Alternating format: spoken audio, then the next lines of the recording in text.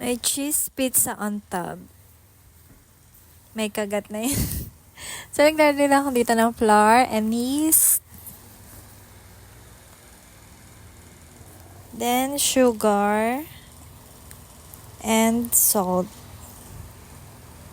Ganyan lang siya kasimple, guys. And then, nag-add ako dito ng water.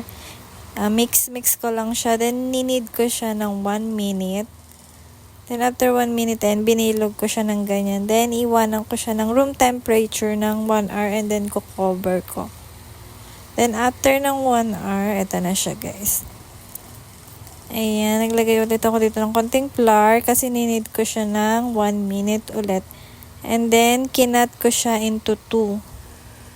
Kasi dalawang tab ang gagamitin ko. So, plinat ko siya dito sa plastic container.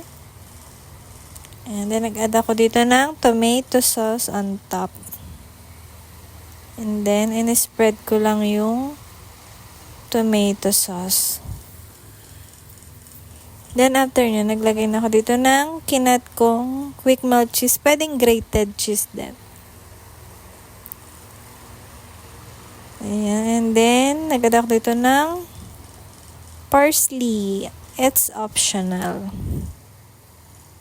Pampaganda lang, pampakulay lang ng pizza. Then, binake ko na siya ng 160 ng 10 minutes. Then, after 10 minutes, eto na siya, guys. May kumagat.